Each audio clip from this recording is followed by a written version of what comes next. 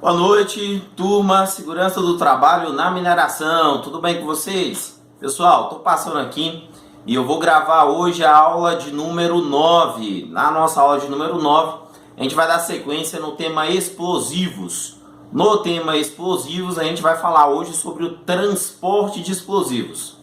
O transporte de explosivos é regulamentado, se for terrestre, pela ANTT, Agência Nacional de Transporte Terrestre, se for pelo ar e pela aeronáutica, né, e via marítima, também chamado de via lacustre, se eu não me engano, esse é o termo aí, lacustre, nesse caso regulamentado pela Marinha, tá? Então a gente tem três formas, mas a gente precisa entender que o material explosivo, independente do tipo de explosivo, ou da característica do explosivo, ou da subclasse do explosivo, ele continua sendo um produto controlado pelo Exército Brasileiro. Na imagem, eu vou mostrar imagens para vocês do transporte, exemplo, enchendo o avião de explosivos, né, pelo ar, o navio. Vou mostrar ilustrações, é muito tranquilo. A aula de hoje ela também é autoexplicativa, é muito boa, tá, gente? Lembrando que para transporte de explosivo tem que ser observado alguns critérios. Exemplo, a embalagem ela tem que ser regulamentada. Como assim regulamentada? É porque o explosivo ele tem que estar livre de umidade, ele não pode ter contato com o solo. Dependendo se o explosivo ele é sensível ou se ele é insensibilizado, por exemplo, você transporta ele em bag, vem em caixa de madeira, caixa de papelão. Mas o fato é que é uma embalagem segura, deve ser uma embalagem regulamentada e, obviamente, transporta nos famosos pallets, né? Como se transporta a maioria dos materiais hoje. O serviço de embarque e desembarque, a gente tem que ter um fiscal lá da empresa de transporte que vai habilitar, que vai se certificar para ver se realmente está sendo feito aí o embarque correto e também o desembarque correto desses materiais. Não é o fiscal da empresa, da mineradora. Claro que lá na mineradora vai ter a galera do SESMIT, da segurança do trabalho, vai ter a galera da mineração, né? Vai ter o líder, o supervisor, a gerência, o departamento responsável ali por tomar conta do paiol, do depósito de explosivos. Mas tem que ter o fiscal sim da empresa responsável pelo transporte, tá? Detalhe importante. Ah, pô, professor, mas eu trabalho na mineradora XY, nunca vi, tá fora da norma. É o que eu posso dizer para vocês. Não há uma palavra minha, copia e cola. O texto é da norma, é da legislação, tá, gente? Outros detalhes importantes que a gente sempre tem que estar observando é que tem que ter um sistema de verificação, tem que ter um sistema de inspeção eficiente e seguro também para esses materiais explosivos. Então a empresa, nós precisamos, né, criar medidas de controle, medidas de segurança ideais e adequadas para isso. O transporte feito, né, o veículo tem que ter bandeirola, o transporte interno, tá, gente? Tem que ter bandeirola, essas bandeirolas são identificadas na cor vermelha, tem que ser em locais visíveis, tem que ter sistemas de combate a incêndio. Portanto, lembrar que o acesso ao paiol, né, o enchimento do paiol lá com material explosivo tem que ser feito durante o dia, iluminação adequada. Casos excepcionais eu posso fazer isso durante a noite. Se for à noite, as luminárias, né, os refletores, eles devem ser elétricos, eles não podem ser a combustão. Proibido, claro, fumar, usar fósforo, isqueiro, né? Na aula eu vou dar exemplo de ferramentas antifaíscas de alumínio, cromada, de bronze, tá?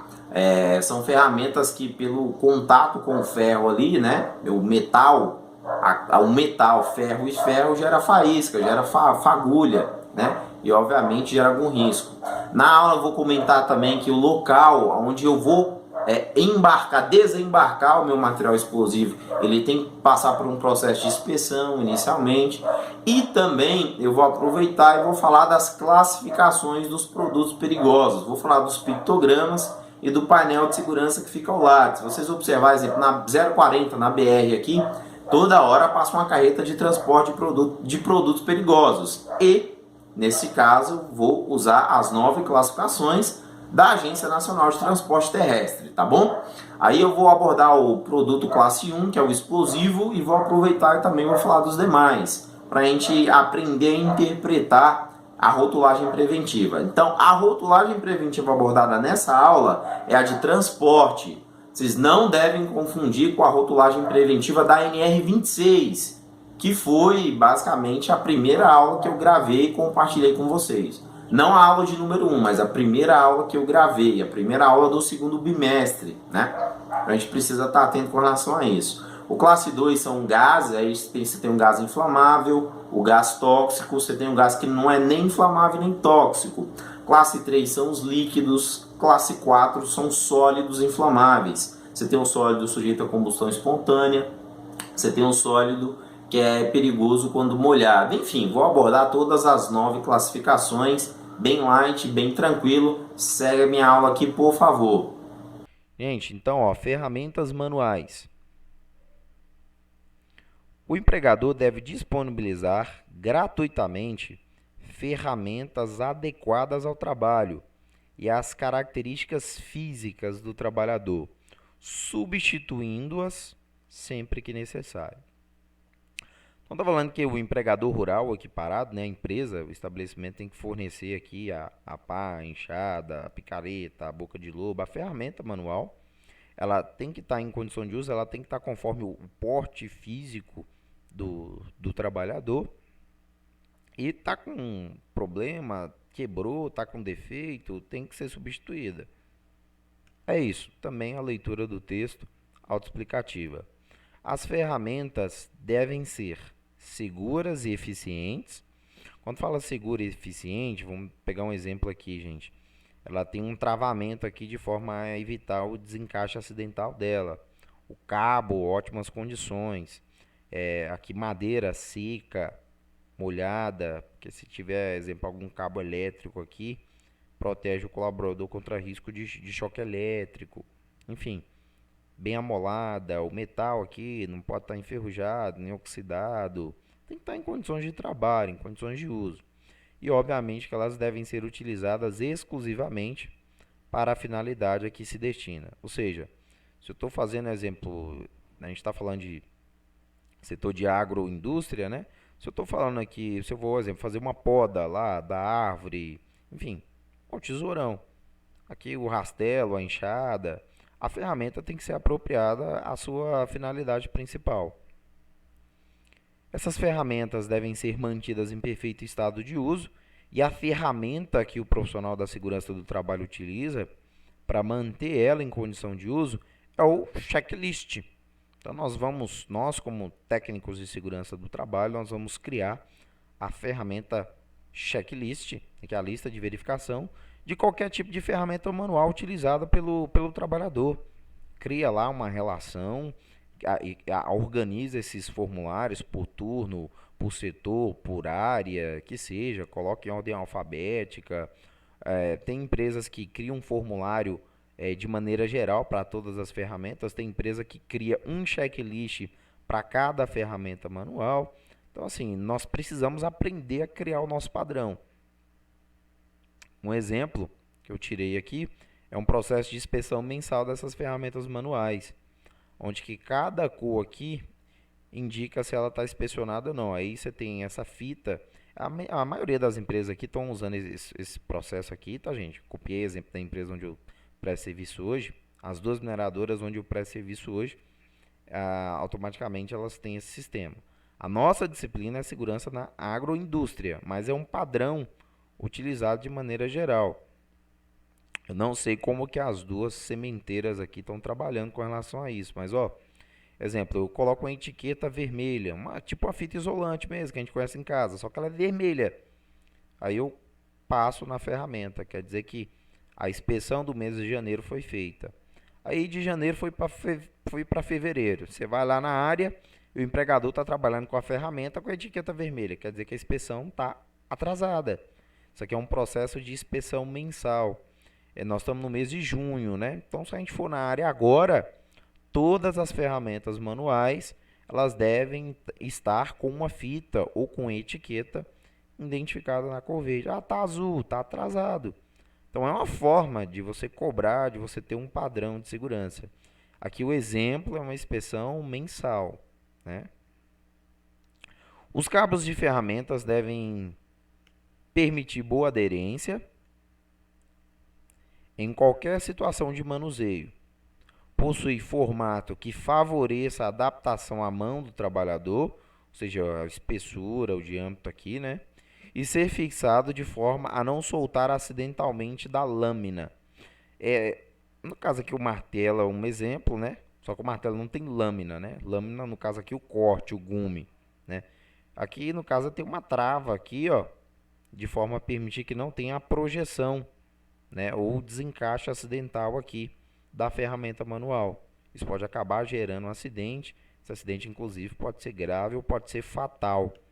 Então, a ferramenta tem que ter uma aderência aqui que permita, exemplo, segurar ela com a mão, né? Trabalhar firmemente com ela. E tem que estar em condição de trabalho ideal. As ferramentas de corte, elas devem ser guardadas e transportadas em bainhas. Coloco o exemplo aqui do cinto do carpinteiro. Na disciplina de segurança na construção civil eu expliquei isso também. A bainha, todo mundo conhece a bainha, já viu aí o, o parente, o avô, o bisavô, o pai, né? Enfim, quando vai para a fazenda, exemplo, coloca o canivete e tem a bainha, né? Tem o facão, aí você tem a bainha do facão, aquilo lá que é a bainha. Eu não achei a imagem aqui, então coloquei aqui para vocês entenderem, tá? Elas também, essas ferramentas de corte, também tem que ser mantidas afiadas, né? Ela cega, não afiada é um grande problema, pode gerar acidentes, porque tem técnica, né? Tem uma forma correta de manusear essa ferramenta, né? Tem que saber trabalhar.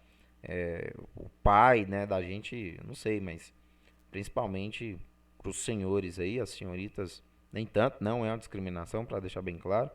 Mas, exemplo, ele até xinga a gente, né? Quando a gente está mexendo com isso aqui, fala, pô, você não tem destreza para você trabalhar com esse negócio, né? Então tem uma técnica, tem uma maneira correta aqui de cortar, né? De serrar, e elas têm que estar bem afiadas também para não gerar acidente. Tem que existir, gente, um sistema de capacitação, um sistema de treinamento. Então, ó, os trabalhadores devem ser capacitados e instruídos para a utilização das ferramentas, seguindo as recomendações de segurança desta ANR, que é o item 31.11 da NR 31, e quando aplicável ao manual técnico do fabricante. É isso, pega o manual, dá uma estudadinha, orienta os trabalhadores. Lembra, não sejamos arrogantes. Caso você não domine, não conheça a ferramenta, vai lá, bate papo, dialoga com quem coloca a mão na massa, né? Que realmente trabalha. E aí, o que você tem? Quais são os macetes que você pode me passar, me orientar? Vamos aprender com o trabalhador para a gente aprender a orientar também. É um detalhe importante. Para a utilização de ferramentas, deve ser evitada a utilização de roupas soltas e adornos. Aí nesse caso, olha aqui que frase, essa frase aqui eu acho ela meia, sei lá, meia covarde, gente, né?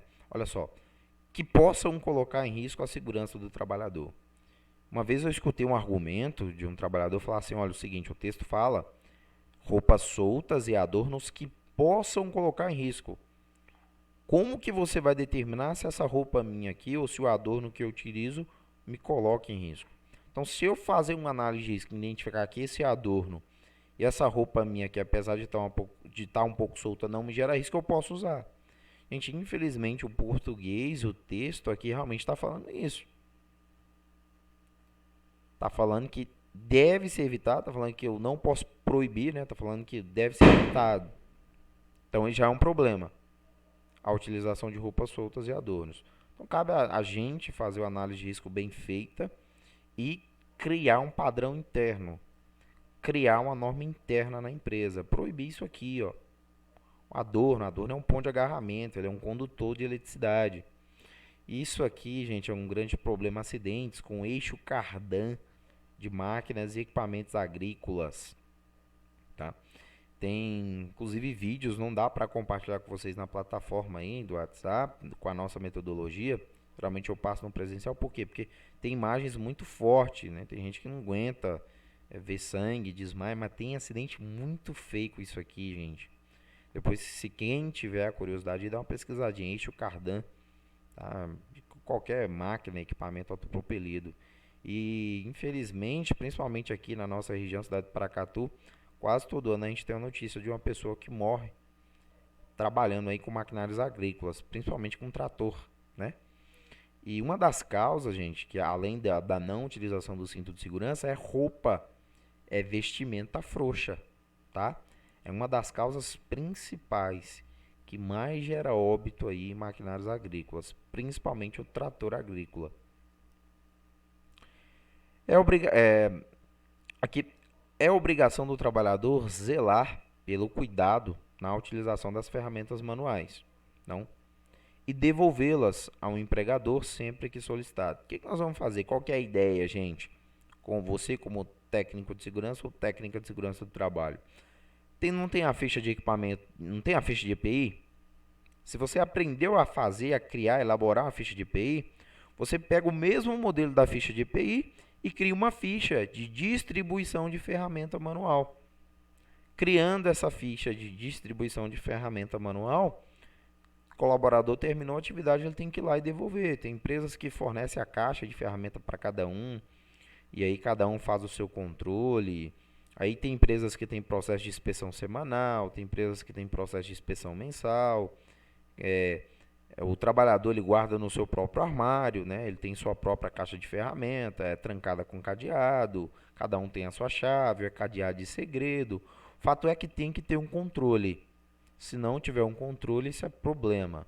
Porque o colaborador, gente, felizmente, alguns vão utilizar de malícia. Por exemplo, terminou a semana de trabalho, vai pegar a ferramenta e vai levar para casa, né? Tem que ter um controle, sim.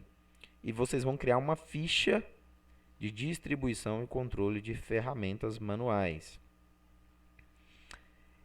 As ferramentas manuais não devem ser deixadas sobre passagens. Gente, o texto aqui que eu estou usando, tá? A partir daqui, eu tô tirando um conhecimento da ANR18, inclusive da redação nova. A ANR31 ela é muito pobre com relação à ferramenta manual, mas lembrem vocês que mesmo eu trabalhando no setor de agroindústria, se eu estou fazendo atividade, se ali tem uma frente de serviço, é aplicável critérios da ANR18, tá? As ferramentas manuais não devem ser deixadas sobre passagens, escadas, andames e outras superfícies de trabalho ou áreas de circulação de pessoas, devendo ser guardadas em locais apropriados quando não estiverem em uso. Então, igual eu falei, em caixa, geralmente aquela caixa identificada, trancada com cadeado e o trabalhador tem a sua chave ou armário específico. Para ser mais preciso, as empresas realmente têm as caixas, tá, gente? As ferramentas manuais utilizadas nas instalações elétricas devem ser totalmente isoladas, de acordo com a tensão, né, envolvida, ficando exposta apenas a parte que fará contato com a instalação, ou seja, somente essa parte que vai fazer contato, ou essa parte, ou essa parte. No mais, ela tem que ter proteção, ela tem que estar isolada, né, que tem um invólucro emborrachado que vai proteger o trabalhador contra choque elétrico. É um detalhe importante. Gente, então, ó, no que couber, no que for possível. Claro que não dá para você proteger 100%. Essas imagens aqui, na teoria aqui é lindo. Na prática não é bem assim não, tá, gente? Mas é norma, é padrão. Coloquei mais exemplos aqui também de medidas de controle, como exemplo a utilização de ferramentas à prova de explosão. Exemplo, a gente tem aqui as ferramentas cromadas, a gente tem elas prateadas, a gente tem elas de alumínio também. O que acontece? Esse tipo de o alumínio, né, a prata, a ferramenta cromada são metais, ok? Só que esses metais, eles entram em contato com ferro e ali não gera faísca, não gera fagulha. Essa ferramenta normal que a gente vê no nosso dia a dia, por exemplo, quando eu vou pegar uma porca sextavada aqui, vou apertar ela, né?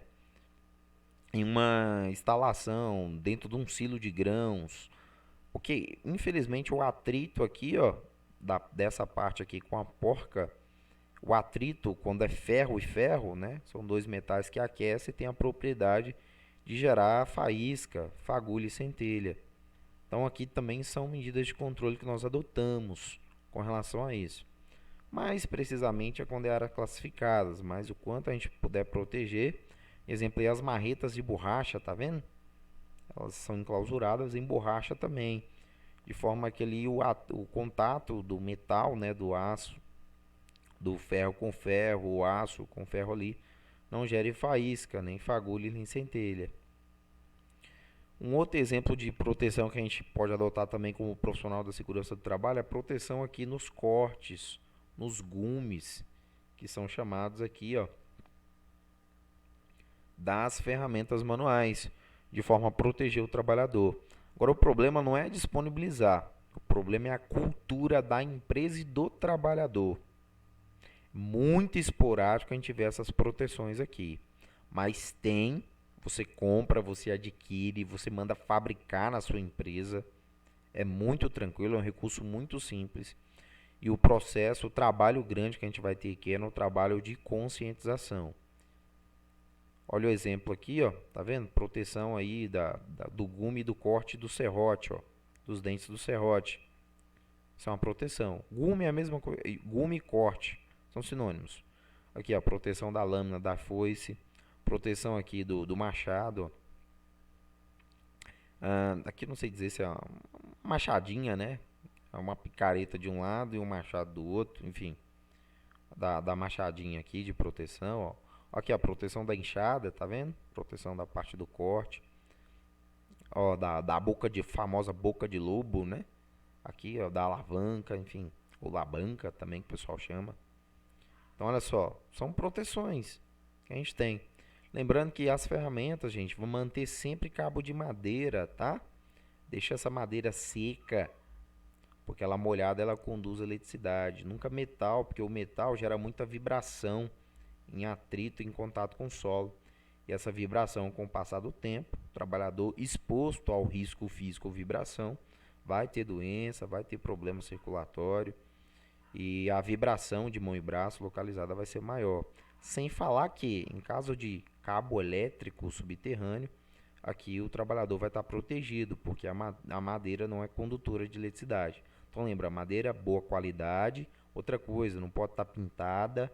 Essa madeira não pode ter emenda na própria madeira. Lembra dos critérios da NR18. Critério aqui da NR31, aderência adequada ao porte físico do trabalhador. Coloquei um exemplo aqui, quando é metal, geralmente o metal tem que ser protegido, né? Quando é metal. Mas a maioria do caso, sim, é cabo de madeira. Mais leve, ergonomicamente também, é bem mais confortável ao trabalhador. Gente, é isso. Espero que não tenham ficado dúvidas. Essa aula ela é bem autoexplicativa também. Na verdade, as minhas aulas, gente, não sendo arrogante, elas são bem elaboradas. E o texto em si ali, eles são autoexplicativos, né? Mas qualquer dúvida, qualquer perguntas que surgirem, por favor, me chamem aqui. Estarei disponível para vocês. Um abraço. Tchau, tchau.